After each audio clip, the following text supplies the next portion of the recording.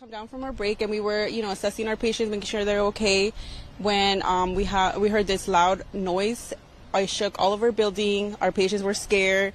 We actually thought something had hit our building, and then I heard some shattering, and I came outside to check. It was our building next to us. All of the windows shattered. Thankfully, we were okay.